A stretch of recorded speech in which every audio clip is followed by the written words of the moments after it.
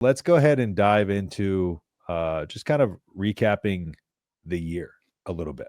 I want to touch on this just a touch, but overall, I think we can both honestly say, I talked about this in previous schedule breakdowns and things like that. When doing schedule predictions, one of the things that I focus on isn't necessary. I mean, record, of course, is important. I don't want to say I don't focus on record, but like how you start versus end the season is very important too. The context of how you do that. And there's no other way to flip this than a complete disaster of a season.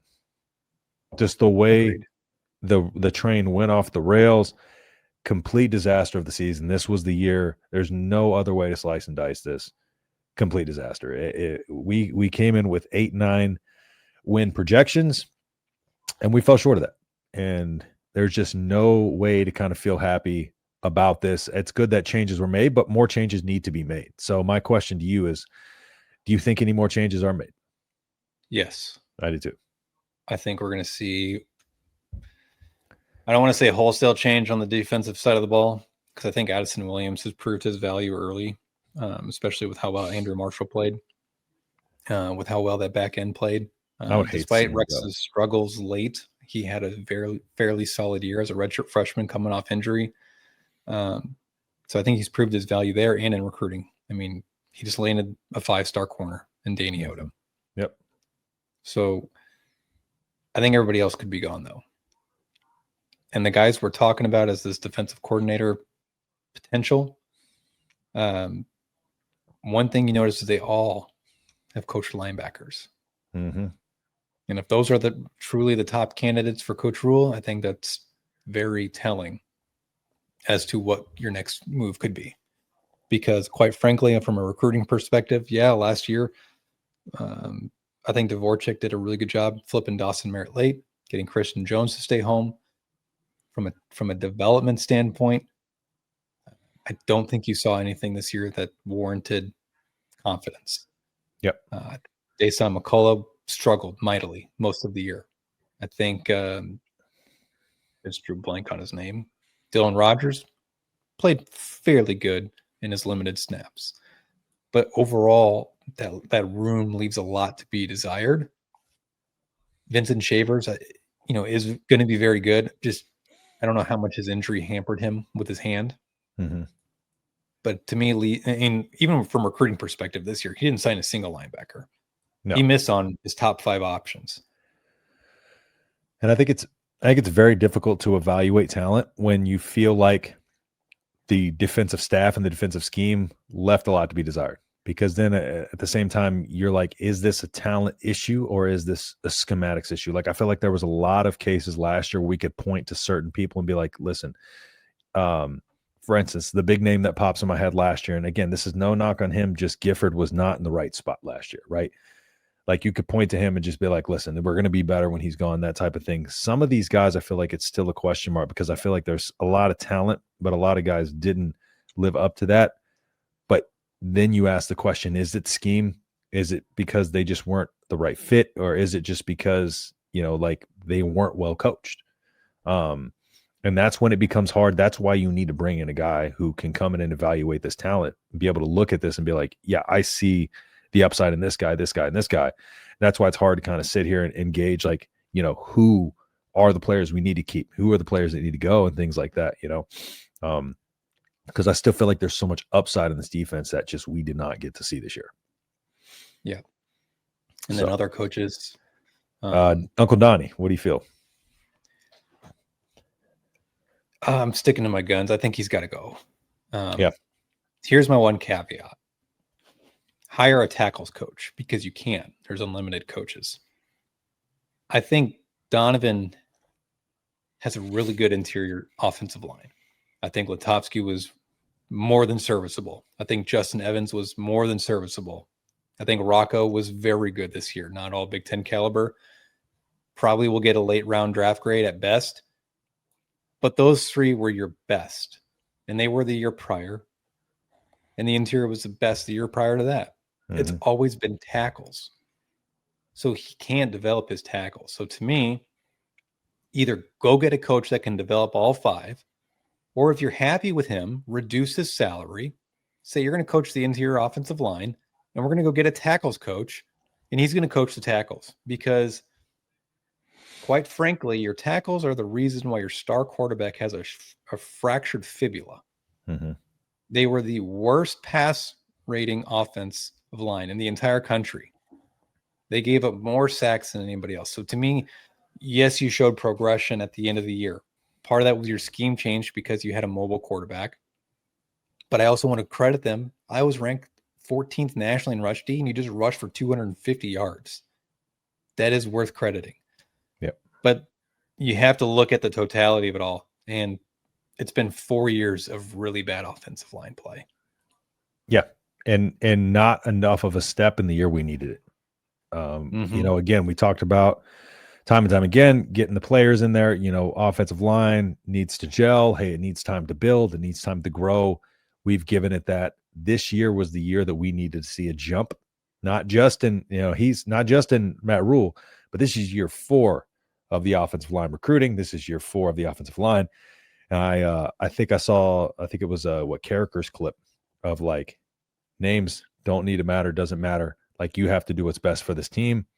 And I think that includes getting rid of the loose ends. I think right now, I don't think he's played enough to, and you look at what he's getting paid, he definitely didn't earn that. He didn't earn that. And I'm sorry, if you don't earn your paycheck, you got to go. Yep. Speaking of paycheck, Satterfield making $1.4 million as a tight ends coach. His contract is up, I believe, at the end of next week or at the end of the year, because he was contracted at 1.4 for 3 years. You couldn't get out of that, even if you tried. Yep. Has he done enough, in your opinion, with the tight end room to warrant reducing his salary but keeping him on? Man, that's a tough question just because of what went on with him as the OC and a lot of the friction that was caused and those things. It's hard to say because our tight ends did not get utilized in the way they should have this year. Right. I think you definitely need to he's Matt Rule's best friend. So take that for what you will. But I think you do need to probably look at bringing in a better tight ends coach. I agree. And I actually think... And a better coach in general, just a better players coach in general. Yeah, he doesn't come off as very much of a players guy. And I think that was Butler's biggest issue too. And I've heard that from players themselves. Yeah, they're just very dry. They're not, and there's a difference between an NFL coach and a college coach. College coaches, you kind of have to get your guys amped up a little bit. He could not make me run through a brick wall. Let's put it that way. And there was friction caused with him and some players. Yeah. But from a development standpoint, I think he's done good with Luke Lindenmeyer. I think towards the end of last year, because he was still the OC and tight ends coach, I think he did some good things. Look at what Borkacher is doing at A&M. You know, Borkacher is still a big moment guy at A&M. You know, Borkacher is a damn good tight end. So there's some developmental things there that make you go, he's halfway good. Yeah. From a recruiting perspective, Luke Sorensen, I think, is a phenomenal tight end. He's probably the most underrated tight ends in the entire country. I think he's going to be phenomenal at Nebraska. He could play early too because of his wrestling background, being able to hold the edge and the blocking. But also, here's my biggest one. Carter Nelson. What is going on with Carter Nelson? This was your prized Ballyhood recruit. That was my thing. And he is nowhere to be found. His development is non-existent. Because he was supposed to start out as kind of like, hey, we're going to utilize your athleticism, but ultimately bring you into that tight end role and start using you in that way more and more. And we didn't see that. You know, we didn't. I don't think we saw his role expand enough for how much talent he has. And that is kind of where I'm like, well, what do we have, you know, with him? Because this is your guy. This is your all-around tight end, athletic, can do everything. We didn't see it at all. Yeah, and quite frankly, it's 2 years wasted for Carter, and I feel awful. Yeah. His first year, I think they let him make the decision to not redshirt. I think that's where you got to be the coach and say, hey, you're not ready. Mm-hmm. He played 2 or 3 snaps a game last year in 2024. In this season, 2025, there was games where he only played special teams. Yep. And then for some reason, towards the end of the year, they start shuttling him in more instead of Heinrich Harburg. Yep. But then they've also had the development of Caden Echternock, who's more of your rugged blocker, fullback type tight end, where they always would motion him across and be your blocking tight end, which then pulls Heinrich out, which then pulls, when Carter was in, pulls him out. Mm-hmm. And if Nebraska, and I think this is what they're getting ready to do, I think they mistakenly found their identity when Dylan went down. 25 to 30 rushes a game. They averaged about 55 plays a game. That gives you 20 to 25 passes per game, 30 rushes per game. They found their identity. Run the damn ball. Where does Carter fit into that offensive game plan? Because he's not an inline tight end. Mm-hmm. He hasn't figured it out yet, and that's his coach's fault. Yeah, he's not developed enough in those areas to be kind of that all around tight end. He's a receiver trying to run a tight end position right now. So yeah, I agree with you. That somebody should have pulled him aside and been like, yeah, listen, we're going to prepare you. We're going to get you ready, and we think it's best in your best interest if you sit out this year and let us develop you into the role that you need to be developed into. I think they were afraid of like potentially maybe losing. I don't know. They're afraid of losing that commitment or whatever, just because he wants to play. He wants to see the field immediately. But yeah, you got to trust your development, trust your ability to be able to bring him, sit him aside and be like, this is in your best interest. And do that.